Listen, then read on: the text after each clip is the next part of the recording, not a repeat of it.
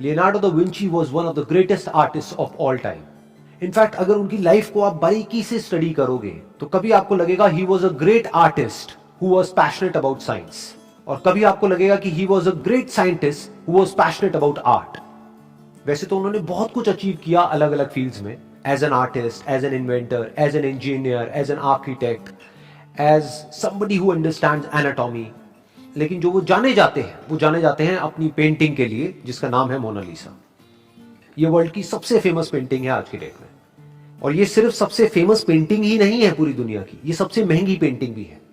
अभी पिछले साल एक डेटा आया था जिसमें एक वैल्यू कैलकुलेट करी गई इस पेंटिंग की, which was close to around $700 million, यानी करीब करीब 5,000 करोड़। और सिर्फ इतना ही नहीं, इस पेंटिंग के ऊपर इस पूरी दुनिया में सबसे ज्यादा रिसर्च हुई है। और अभी कुछ साल पहले एक रिसर्च हुई थी जिसमें पता लगा कि इस पेंटिंग में कई कई जगह पर 30 से भी ज्यादा लेयर्स का यूज किया गया है। जो फेस है और जो हैंड्स है उसके ऊपर कई जगह पर जो ब्रश यूज हुआ है इस पेंटिंग को बनाने के लिए, वो इतना पतला है ऑलमोस्ट जितना कि हमारा एक बाल पतला होता है। यानी कि हमको उसमें ब्रश के जो स्ट्रोक्स हैं वो भी नजर नहीं आएंगे, इतने फाइन यूज करे गए हैं। शायद यही वजह रही कि उस पेंटिंग को बनने में कई साल लगे। ये पेंटिंग अपने आप में बहुत ही मिस्टीरियस है और वो मिस्ट्रीज आज तक भी कोई सॉल्व नहीं कर पाया है। अलग अलग व्यूज हैं, अलग अलग लोगों के, अलग अलग रिसर्चर्स के, अलग अलग स्कॉलर्स के अलग अलग व्यूज हैं। लेकिन अगर आप मेरे स्टैंड पॉइंट से देखें तो एज अ फोटोग्राफर जब मैं इस पेंटिंग को देखता हूं तो इसमें एक खास बात है, इसमें जो ट्रांजिशन है लाइट से शेडो की तरफ वो बहुत ही स्मूथ है। इसमें कहीं पर भी हमको कोई बाउंड्रीज देखने को नहीं मिलेगी, कोई एजेस नहीं मिलेंगे जो उस टाइम पे पेंटिंग में नॉर्म हुआ करते थे। इनफैक्ट उन्होंने सारे नॉर्म्स तोड़ दिए। इससे पहले जो पेंटिंग्स चलती थी वो बहुत ही स्टिफ होती थी और साइड प्रोफाइल होती थी, यानी कि इस तरीके से पेंटिंग किया करते थे। तो पहली बार एक ऐसी पेंटिंग उन्होंने बनाई which was not just front profile, बल्कि जिसमें बैकग्राउंड को ब्लर किया गया। आज आप सबके स्मार्टफोन्स में एक पोर्ट्रेट मोड होगा जिसमें अगर आप ध्यान से ऑब्जर्व करेंगे तो फोरग्राउंड पे फोकस होता है और बैकग्राउंड ब्लर हो जाता है। इसकी वजह से जो सब्जेक्ट होता है वो और ज्यादा अच्छे से हाईलाइट हो पाता है। इस टेक्निक को पहली बार यूज किया गया था इस पेंटिंग में। वैसे तो इस पेंटिंग के ऊपर अगर मैं बात करने लग जाऊं तो मैं पूरा का पूरा सेशन कर सकता हूं इसी पेंटिंग के ऊपर, लेकिन अब हम आगे बढ़ते हैं क्योंकि आज के सेशन का हमारा जो मोटिव है वो है कि इनकी जो कोटेशंस हैं उसके थ्रू इनकी थॉट प्रोसेस को डीपली समझना। तो उनका जो पहला कोट है वो है, simplicity is the ultimate sophistication. Exactly यही सेम वर्ड्स स्टीव जॉब्स ने भी यूज करे थे अपनी एक स्पीच में। वो क्या कहते हैं, simplicity is the ultimate sophistication. इससे हमको क्या समझ आ रहा है, उनका थॉट कहां से आया, लियोनार्डो दा विंची से। He was inspired by Leonardo da Vinci because exact same words है। It takes a lot of hard work to make something simple. It involves digging through the depth of complexity. देखो ध्यान से समझो, जो ये extremely complex life है, अगर हमको उसको एक कैनवस पे उतारना है, चाहे वहां से इंस्पिरेशन लेकर के कोई प्रोडक्ट बनाना है, दोनों ही केस में ज्यादा जरूरी ये नहीं है कि आप क्या करने वाले हो, क्योंकि करने के लिए तो बहुत कुछ है। इंपॉर्टेंट क्या है कि क्या छोड़ा जाए, क्या उस आर्ट फॉर्म के लिए इसेंशियल नहीं है। जैसे दा विंची ने क्या किया, बैकग्राउंड को ब्लर कर दिया। क्यों? क्योंकि background was not essential for that particular painting. This is art. Same वही जो स्टीव जॉब्स ने अलग तरीके से अपने प्रोडक्ट में किया, मैक में किया। जो भी नॉन एसेंशियल बटन्स थे उनको हटाते चले गए। धीरे धीरे आप देखोगे जहां से मैक शुरू हुआ था और आज जहां पर मैक है या एप्पल आईफोन है, वो सिंप्लिसिटी की तरफ बढ़ रहा है, ना कि कॉम्प्लेक्सिटी की तरफ। इनफैक्ट एक वर्ड में स्टीव जॉब्स की फिलॉसफी को अगर डिफाइन किया जाए, that is to keep things simple. बल्कि ये कहना गलत होगा टू कीप थिंग्स सिंपल, आप कह सकते हो to make things simple which are extremely complex at the back end. कि वो एक्चुअल में बहुत ही कॉम्प्लेक्स है, लेकिन बाहर से देखने में लगे तो बहुत ही सिंपल है, कि इसको तो कोई बच्चा भी ऑपरेट कर सकता है। ये अपने आप में टफ टास्क होता है। इसको अचीव करने के लिए, यानी कि इस सिंप्लिसिटी को अचीव करने के लिए, you need to have a great deal of intelligence. जैसे बहुत सारे लोग हैं, so called philosophers, so called thinkers, अगर उनको आप सुनोगे, ध्यान से डीपली सुनोगे, तो आपको समझ आएगा कि जैसे जैसे वो आगे बढ़ेंगे उनकी थिंकिंग कॉम्प्लेक्स होती चली जाएगी। तो इसका मतलब क्या है कि उनको समझ ही नहीं आया है कि वो बोल क्या रहे हैं। इसी कोट से एक और कोट जुड़ा हुआ है एल्बर्ट आइंस्टाइन का। मजे की बात क्या है कि मैंने इन तीनों के ऊपर सेशंस करे हैं। सबसे पहला सेशन आया था एल्बर्ट आइंस्टाइन पे, उसके बाद आया स्टीव जॉब्स पे, अब आ रहा है लियोनार्डो दा विंची पे। और तीनों एक ही बात कह रहे हैं, मतलब तीनों जीनियस में हमको एक बात कॉमन नजर आ रही है, दैट इज सिंप्लिसिटी। ये एक ऐसा धागा है जिसने इन तीनों को जोड़ा हुआ है। तो एल्बर्ट आइंस्टाइन क्या कहते हैं, वो भी यही बात कह रहे हैं, थोड़ा अलग तरीके से कह रहे हैं।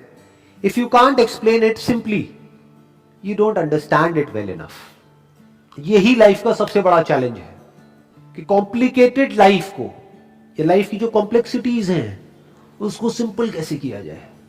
और आप सिंपल तरीके से कॉम्प्लिकेटेड चीजों को तभी समझा सकते हो जब आप उसकी कॉम्प्लेक्सिटीज की डेप्थ में गए हो, जब आपने डीपली एक एक करके उसकी सारी लेयर्स को हटा लिया है, तब आप समझा सकते हो।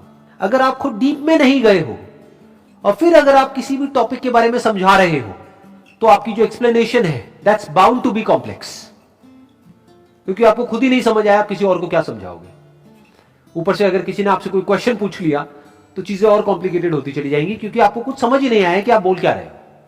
इनफैक्ट जितने भी पास्ट में फिलोसोफर्स हुए हैं, उसमें सबसे बड़ा चैलेंज यही था कि किस तरीके से वो देख रहे हैं, जो और लोग नहीं देख पाते हैं, उसको किस तरीके से कम्युनिकेट किया जाए सिंपल तरीके से कि सामने वाला समझ सके। जैसे अगर मैं अपना एग्जांपल दूं और आप लोगों से पूछता हूं जो मुझे अभी वीडियो में देख रहे हैं, कि नीचे कमेंट सेक्शन में बताओ कि जो भी वीडियोस मैंने आज तक बनाई है उसमें से आपकी फेवरेट कौन सी है, तो अलग अलग आंसर्स आएंगे अलग अलग लोगों के। बट अगर आप मुझसे पूछोगे मेरी फेवरेट वीडियो कौन सी है, तो उसका नाम है 3 साइंस ऑफ ट्रू लव। इस वीडियो को आप देखोगे, आपको लगेगा कि इसमें तो कुछ है ही नहीं, बहुत ही सिंपल है, बट उस वीडियो के पीछे क्या है वो सिर्फ मैं जानता हूं। उस वीडियो को बनाने में मेरा सबसे बड़ा चैलेंज ये था कि किस तरीके से जो भी मैंने आज तक पढ़ा है अलग अलग रिलीजियस स्क्रिप्चर्स में, वेदों में, उपनिषद्स में, उसके अलावा जो भी मैंने एक्सपीरियंस किया है, डीपली बारीकी से ऑब्जर्व किया, माइंड को, बॉडी को, उसके बियॉन्ड जो कुछ है उसको। अब मेरे लिए सबसे बड़ा चैलेंज क्या था कि वो जो मैं देख रहा हूं, जिस तरीके से मैं एक्सपीरियंस कर रहा हूं, उसको कम्युनिकेट करूं, इस तरीके से कम्युनिकेट करूं कि लोग समझ सके। यानी इस कॉम्प्लिकेटेड काम को किसी तरीके से सिंपल कर दिया जाए कि जो भी कुछ मैं जानता हूं, जो भी कुछ मैंने अपनी पूरी लाइफ में सीखा है, जो भी एक कनेक्शन है बॉडी और माइंड और उसके बियॉन्ड जो कुछ है उसके बीच में, उस कनेक्शन को किस तरीके से एक्सप्रेस किया जाए कि अगर आने वाले 100 साल बाद, 200 साल बाद, 500 साल बाद कोई आदमी डीपली समझने की कोशिश करे कि जो वर्ड है लव, इसका एक्चुअल में मतलब क्या है, क्योंकि उससे ऊपर और कुछ नहीं है। वो सारे स्क्रिप्चर्स का एसेंस है। आपने सब कुछ पढ़ लिया, सब कुछ कर लिया, हर तरह की मेडिटेशन कर ली, बट अगर दिल में प्यार ही नहीं है तो क्या है? प्यार मतलब क्या? जुड़ना। अगर आपकी नॉलेज आपको जोड़ देती है सबसे, लिविंग से, नॉन लिविंग से, इस पूरे यूनिवर्स से अगर जोड़ देती है, दैट इज लव। तो अब उस बात को कैसे एक्सप्रेस किया जाए? और उसके 3 अलग अलग स्टैंड पॉइंट्स हैं। ज्यादातर पास्ट में जिसने भी इस टॉपिक को अप्रोच किया है वो एक स्टैंड पॉइंट से अप्रोच किया है, बाकी सबको नेगेट कर दिया है। तो दैट इज नॉट कॉम्प्रीहेंसिव। ये वीडियो ऐसी है कि अगर उसकी एक एक लाइन को आप डीपली समझोगे तो आप कई महीने लगा सकते हो इस वीडियो को समझने में। और एक एक करके जैसे जैसे आप अपनी लेयर्स हटाते चले जाओगे, आपको इस वीडियो में जो भी मैंने कहा है उसकी लेयर्स हटती हुई नजर आएंगी। Next quote is, learn how to see, realise that everything connects to everything else. सीखो कि देखते कैसे हैं। देखना सिर्फ ये नहीं होता कि हमने आंखों को खोला और कुछ दिखा और हमने कहा कि हमने वो देखा। इसको देखना नहीं कहते हैं। ऐसे तो जानवर भी देखते हैं। एक्चुअल में देखो कि वहां पर क्या है। इस बात को सिर्फ थियोरेटिकली मत समझो। मेरे से सुन लिया या किसी से सुन लिया या दा विंची से सुन लिया और सुन करके कहा कि हाँ मुझे तो समझ आ गया जी, सब कुछ जुड़ा हुआ है। साइंस भी तो यही कहती है, everything is energy, energy is never created nor destroyed. तो मुझे समझ आ गया है। अब इसमें और आगे क्या समझना है? कुछ नहीं समझ आया है। ये सब सिर्फ वर्ड्स हैं जो हमारे यहां पर पड़े हुए हैं। इसको समझना नहीं कहते, इसको देखना नहीं कहते हैं। बारीकी से इस सच को देखो, ऑब्जर्व करो अपनी ब्रेथ को, कि जिसको भी आप मैं कहते हो, वो मैं किस पे टिका हुआ है? इसी ब्रेथ पे तो टिका हुआ है। ये ब्रेथ किस पे टिकी हुई है? क्या इस ब्रेथ पे आप कब्जा कर सकते हो? क्या कह सकते हो कि ये ब्रेथ मेरी है? तो आप में आपका है क्या? इस सच को देखो। यानी ये जो बात कह रहे हैं, अगर इसको मेरे को अपने वर्ड्स में एक्सप्रेस करना हो तो मैं क्या कहूंगा? तुझ में ना कुछ तेरा है, मुझ में ना कुछ मेरा है। जो भी कुछ मुझ में है वो तेरा है, और जो भी कुछ तुझ में है वो मेरा है। लेकिन सच क्या है कि ना कुछ मेरा है ना तेरा है, ना मैं हूं ना तू है। इस बात को आराम से बैठ करके समझना क्या कह रहा हूं। Next quote is, where the spirit does not work with the hand there is no art. कोई भी आर्ट होती है, कैसी भी आर्ट होती है, उसको बनाने वाला कोई ना कोई आर्टिस्ट होता है।